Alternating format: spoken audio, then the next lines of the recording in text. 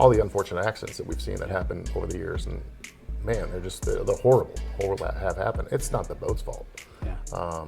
It's the guy, the person driving the boat. It's your responsibility typically. Maybe, and it could be a mechanical error here and there, but I would say 9 times out of 10, it's operator error. True or false? Boating is extremely dangerous at the Lake of the Ozarks. And before you answer that question, is your answer based upon personal experience or what you heard in the news? I brought my good buddies over at MarineMax in with me to discuss the $1,000,000 question: is boating safe at the Lake of the Ozarks? From the different areas of the lake that rarely get talked about, to boat types and sizes, how to navigate through wake, boating at night, and several other topics that are specific to our lake, the greatest lake on the planet. We answer that question in today's episode. Enjoy.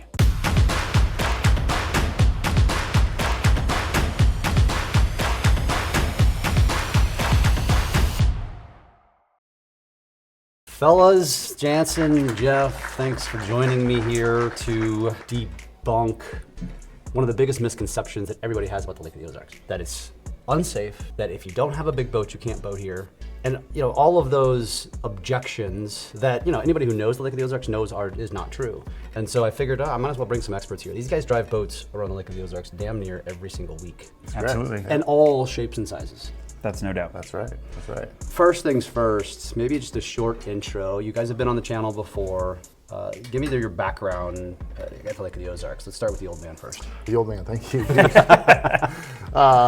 Been getting around the lake here for the last 15 years.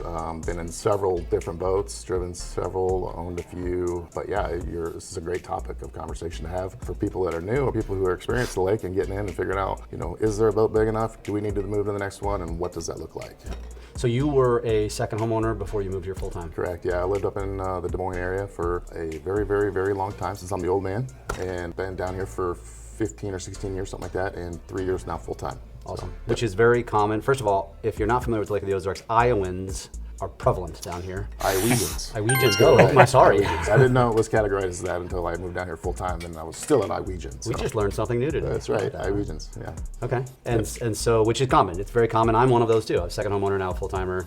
Yep. However, this young man right here, born and raised. I'm born and raised here, Lake of the Ozarks, I left for about 8 years, traveling the world, came back, because honestly, there's no place like home. Just the atmosphere, the people. You're never gonna have an area that has what we have to offer here in the state of Missouri. I mean, there's a reason why everybody comes from all the surrounding states, is because what we have to offer just really doesn't exist anywhere else. Yep. So, been on the water, grew up riding on my grandfather's lap in like a 26-footer, did some tubing, so been around boats my whole life, and I enjoy it. Awesome.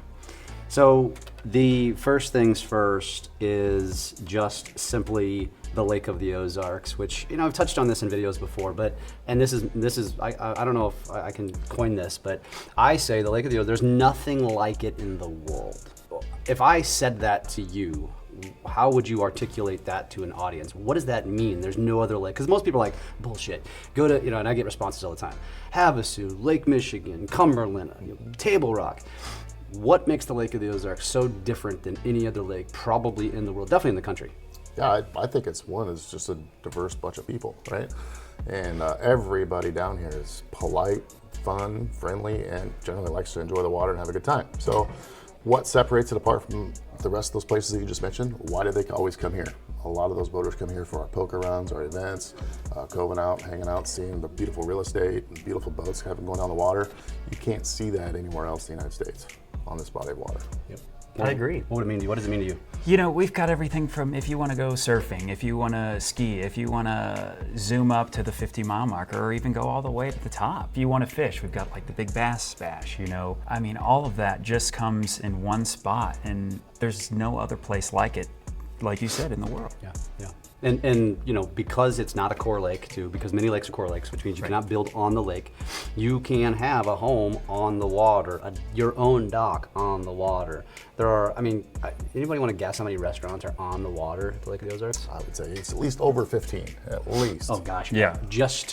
I'd say more like 30. I was going to say 30 exactly. Yeah. Beautiful. Yeah. Yeah. Which is unique. And we were just talking to a table rocker yesterday, and we've got like 2. Yep. Yeah.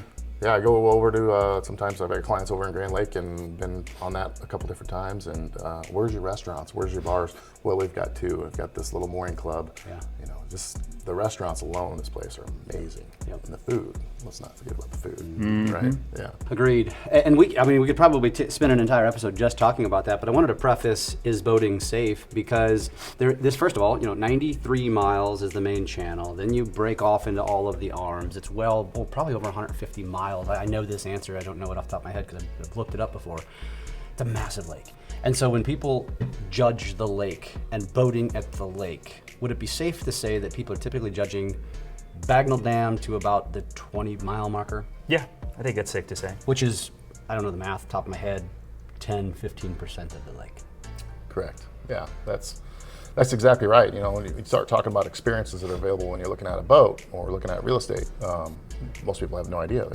They're going to go restaurant hopping. Can you go up to Ha Ha Tonka and spend the day up there in the springs? I mean, it's amazing. Most people, can you go to the Bat Cave, and check that out way up there. So amazing experiences. Yeah. What I really like about Lake of the Ozarks is we've got more coastline in the state of California. So when you look at it from that perspective, you may go one place, you may have lived here your whole life, and you may have been able to find a new cove that you've never been in before that becomes a family favorite. Yeah. Yeah. So back to the topic at hand, which is boating safe? And if that person who just judges the lake based upon that area of the lake, their immediate assumption is, if I have my 20-foot pontoon, 20-foot V-hull, whatever kind of boat, John boat, there is a place for literally every size boat at the lake, and more than you realize. Absolutely. And it also depends on, what time are you guys going to be boating? Are you going to be a morning boater? Are you guys planning on fishing? Or are you wanting to cruise down the water on the main channel, on 4th of July weekend? So, if you're up in the higher mile markers there, you're going to be just fine with that. Or if you're going to be even a weekday boater, you're going to be just fine with that. Yeah, because really the busyness at the lake is primarily Friday, Saturday, and half the day Sunday, Memorial to Labor, and that's about it.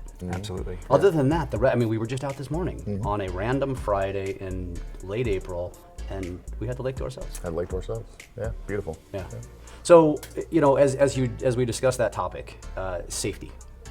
Let's talk about those areas of the lake, and I think you can categorize them in different ways. Again, you've got 0 to about 30, which would be I would say arguably where the majority of action is. I'd also probably say money. Bigger boats, faster boats, larger variety of boats. But then you get into Lynn Creek Arm, you get into the Niangua, and then you go up the main channel, and it's a big variation. And I describe the Niangua sometimes and say it's just as busy on the Niangua as it is up here, except it's busy with 20 to 35 foot boats, not 30 to 50 foot boats. And so as you talk about the areas of the lake, with your with your familiarity, how would you describe what type of boating are you doing up on the 60-mile marker versus maybe down the Niangua versus up here on the 10? I've got clients that live in the 50, 60 range up there, and it's tri-tune heaven up there. And they absolutely love their tri-tunes, and our tri-tunes are big enough that they can scoot down from there, make it a day, all the way down to Fish and Co. If they want to have a long run there, or even all the way down to Dog Days and having a lunch. So, from that range, I would say it's at the minimum a 25 foot, something like that, all the way up to, your 35 foot bow riders going up that way, coming down. But again, it's how you boat. I would think a lot of emphasis in this needs to be put on education and safety and training, and what kind of classes people are doing to educate themselves on how to navigate a boat in rough water if they get caught in a situation. A lot of that stuff is offered here at Marine Max for classes. I think up there for us, it's a lot of the 35s and unders into those 25 foot tri-tunes, 27 foot tri-tunes, 29 foot tri-tunes. To piggyback on what Jeff said, I've got a lot of clients up in the higher mile markers that do take their 25 foot tri-tunes, 27s, and come all the way down to the dam even, Some people will run down to the 2 mile marker, and then we've got, the 310s, the 350s that are also up in that range. But I've also got a client that takes his 40 foot cruiser all the way up to the 60. All of that, it's kind of, Jeff touched on it too. The important thing is how you drive it, right? If you're going out on a weekend where it's going to be rough, if you're driving that boat at a little bit of a slower speed, you're going to make sure that everyone with you is safe, and you're going to get where you're going. Mm-hmm. So to that point, and it's a good segue, because if you are say, okay, I'm gonna stay up here and try to stay safe. I'm gonna stay in the 40 to 60 mile range, but that 45 footer comes cruising by and he's got full throttle and he's kicking out a massive wake. What does that 25-foot pontoon, what is the best way to react to that? Depending on your tunes, tune size is huge. We only offer 27-inch tunes here. But if you're coming at that wave, you want to hit it at a 45-degree angle. So when you go over it, you go at like this. Now, what happens a lot of times, they see the front of that tri-tune go up, and what they do is they pull back on the throttle. And ultimately, that's going to make you dive right into that wave, and that's not what you want. So your instinct is to brake, so to speak. Correct. But don't brake. Correct. Now, if you see the wave, you see the big boat coming, go to a speed that you feel comfortable hitting it at, right? So once you do that, whatever boat you are in, they are designed, hopefully, for our lake, and all of our Harrises are. Yeah, don't turn around and run the other way. Right? You can't outrun the wake. Well, you're going to get you on a piece that's going to be able to handle it. So don't turn around and run the other way. If you're in the market for a boat, let's go run it. That's one way to prove it. If it's a tri-tune, if it's a big cruiser, if it's a bow rider, come out, let's run it on a busy Saturday. Let me just prove to you the difference. Yeah. I mean, and I don't know, I would assume that's kind of common basic knowledge, but as you guys said, like when for example, you're doing a delivery this morning, and this gentleman has owned a home here for 3 years before he bought his first boat. Correct. I owned my condo for a year before I bought a boat, and the reason why I did that was because I wanted to spend a year on my friend's boats, really just kind of deciding what do I want, and also I was constantly sitting next to the captain. It looked a little weird, but because I wanted to learn, I'm like, show me how you're reacting and how you're because actually the driving of the boat that's probably the easiest part. It's the parking of the boat. Right. It's pulling up next to another boat and tying up to a boat. Yeah. That's the stuff that gets really challenging. But spend your time, especially here, by not just going and rushing to buy a boat, but spending time on other people's boats and learn. If you don't come to which I don't think people really even realize they have access to come here and learn. Yeah. And you guys will take them out and show them, and then you take them out on a busy weekend and test the waters. Yeah, we've got a large influx of people. I'm sure you see it in the real estate business that are moving in from all over the parts of the country, and they're coming in here and looking for boats and have this perception that they may need a 40-foot cruiser, And the first question is, well, where are you gonna boat, or where's your place at? Well, we haven't bought a place yet, but we're looking real hard and we're close. And it's like, well, how do you know where you want to boat, or what do you like to do? Maybe this part of the lake here at the 13-mile marker is too busy for you. You don't like it. You like calmness. Yeah. Find out where you like to boat first. And how you like to boat, and then shop for real estate.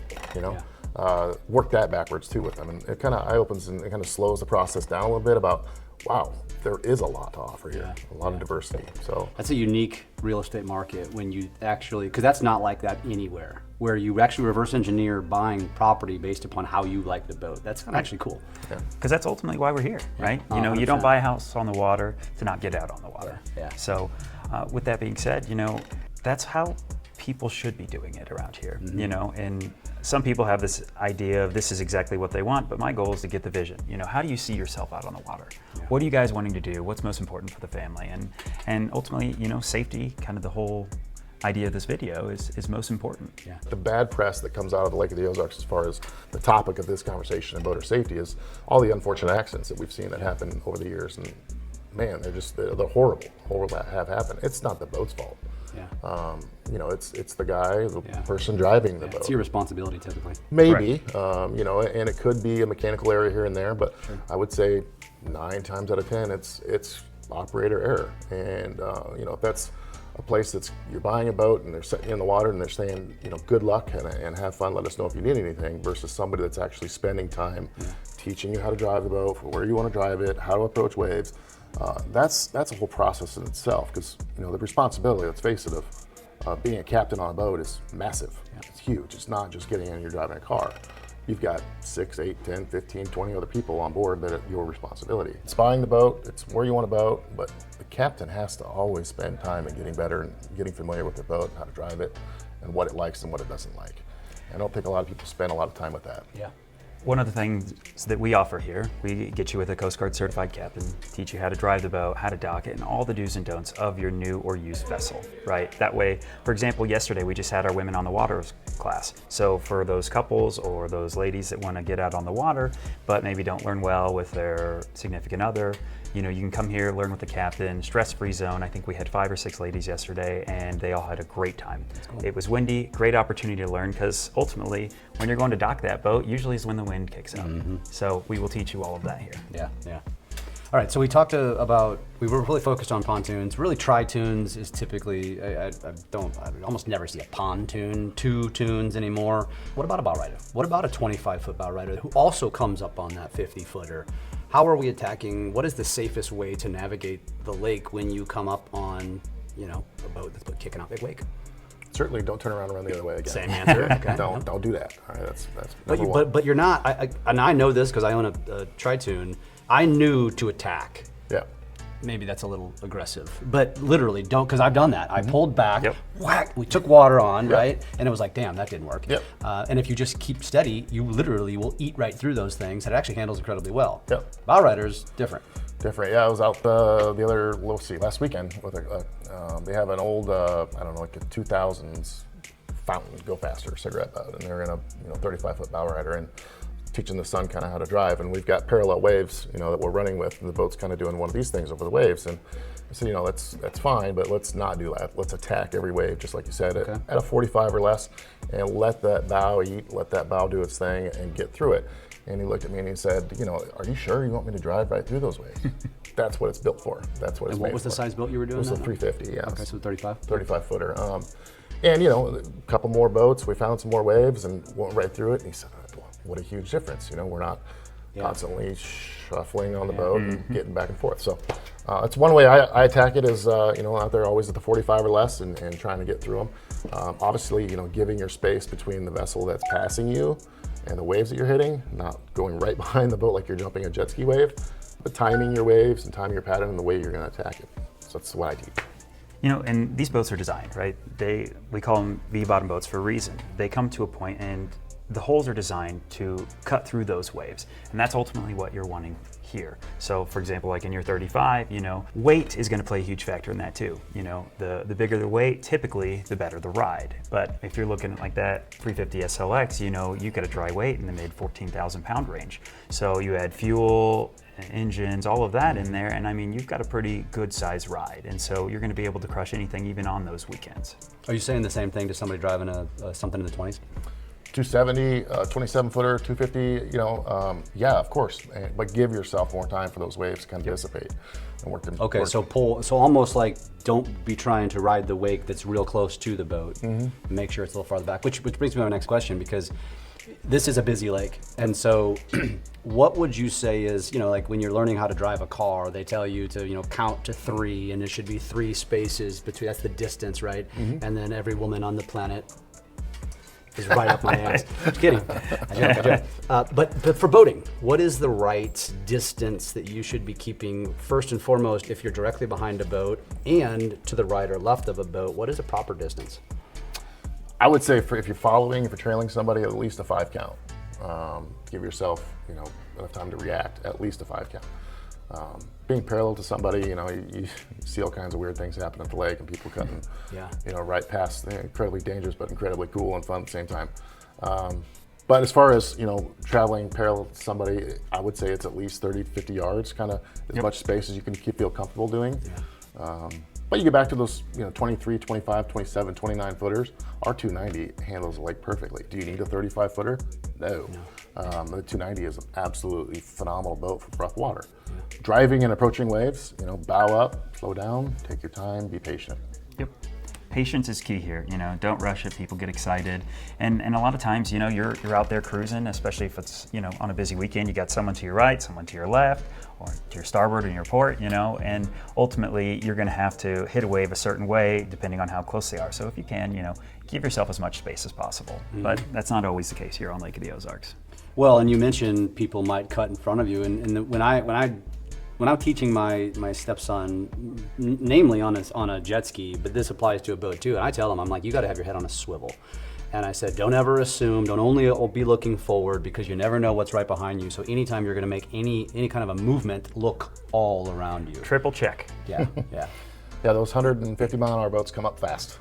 Very. And they tend to act like the rules don't necessarily always apply to them. I would think most of them are very respectable. Yeah. Yes. But yeah, they come up fast, and you know, you've got to be looking not just a half a mile, probably a couple miles ahead, to kind of, or behind, to see if you can spot one coming, and just keep it in your mind that they are there and they are coming. Yeah.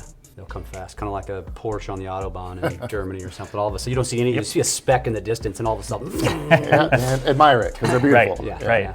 Yeah. Usually sound pretty good. Don't be doing any lane changes. Last question about boating safety would be nighttime driving. And you know, Jansen's like, he's gonna make me over the time that I spend with Jansen, I am gonna learn all the boating terms, and I'm gonna stop saying left and right and all these things.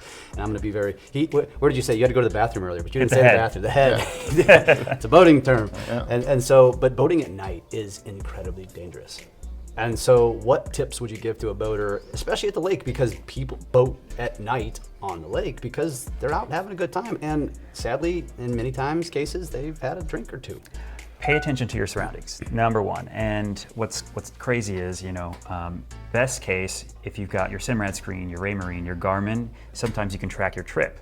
So if you can, and if you're not really familiar with the lake, you can follow that trip back, which is really nice. But you know, pay attention to where your docks are, because if it's on one of those evenings where the moon's not out, you know, it can get pretty, it's bad out there. And then you've got to worry about your sticks. You know, maybe you've got a catfish lure that's out there. You know, you never know what's out there. So just pay attention. Make sure your nav lights are on in the evening, and if you are anchored out, make sure your anchor light's on. Nav lights, not dock lights. Those are like headlights. Those are blinding. That's illegal. Correct. Nav lights, green, red, white in the back. Explain. So anchor light's the one up top. That's going to be your white light. That's what you're going to have on when you're stopped and anchored out.